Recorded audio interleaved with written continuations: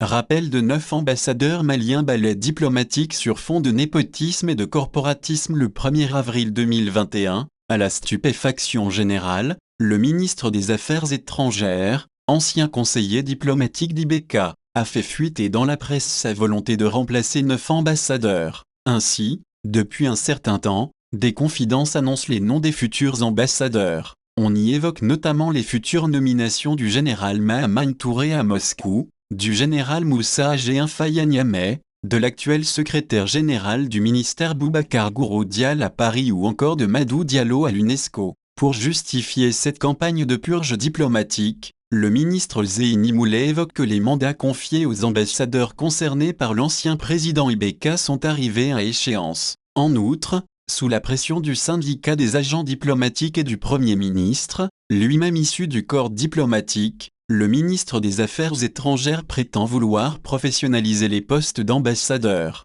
Dès lors, il entend mettre fin aux fonctions de tout ambassadeur qui ne serait pas diplomate de carrière et réserver la tête de nos chancelleries aux fonctionnaires recrutés comme conseillers aux affaires étrangères. Pourtant, la nomination au poste d'ambassadeur constitue un pouvoir discrétionnaire du chef de l'État. Le ministre des Affaires étrangères n'intervient dans la nomination que pour exécuter la décision présidentielle. En effet, un ambassadeur représente le chef d'État de son pays et il est accrédité auprès du chef d'État du pays où il réside. Il incarne la personnification des rapports entre les deux chefs d'État et les deux gouvernements. À ce titre, il est chargé de mettre en œuvre la politique étrangère de son gouvernement dans le pays où il se trouve. C'est pourquoi la fonction d'ambassadeur est une fonction politique. Le choix d'un ambassadeur repose également sur des considérations politiques. Corporatisme du syndicat, népotisme des militaires, sur fond de corporatisme. Le syndicat des affaires étrangères voit les postes d'ambassadeurs comme un gâteau dont la dégustation doit être réservée aux seuls fonctionnaires du corps des conseillers aux affaires étrangères.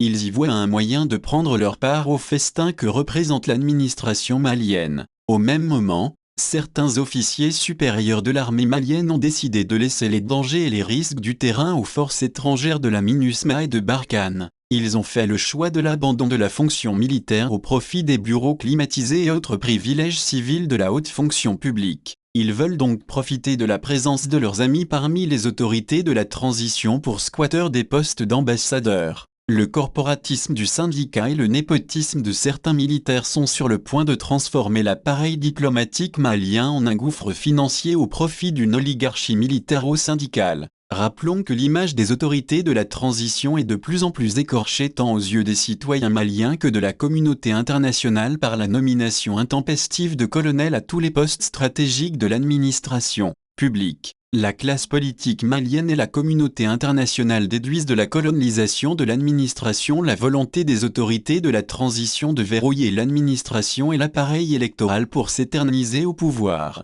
Nouvelle charge financière pour l'État par ailleurs. Ce balai diplomatique représente de nouvelles charges financières importantes pour l'État qu'un régime transitoire devrait se priver d'engager lorsqu'on sait que le rappel d'un seul ambassadeur se chiffre en centaines de millions de CFA. Billets d'avion pour l'ambassadeur et sa famille, conteneur de rapatriement des bagages de la famille de l'ambassadeur, maintien des enfants à bas âge de l'ambassadeur à l'école, aux frais de l'État, jusqu'à la fin de l'année scolaire, indemnité de fin de fonction pour l'ambassadeur, frais d'installation du nouvel ambassadeur. Enfin, compte tenu du caractère politiquement sensible du poste d'ambassadeur, il est peu probable que le président élu en mars 2022 maintienne les ambassadeurs nommés par les autorités de la transition. Ces derniers ne devraient donc rester en poste que pour une période maximale de 6 mois. Est-il judicieux d'engager l'État dans des choix aussi importants pour une période de 6 mois ? Ne vaut-il pas mieux que les autorités de la transition laissent au futur président élu le soin d'orienter sa diplomatie à sa guise et procéder aux nominations qu'il souhaite ? Nouveau front de bataille. En ouvrant un nouveau front de bataille sur la scène diplomatique,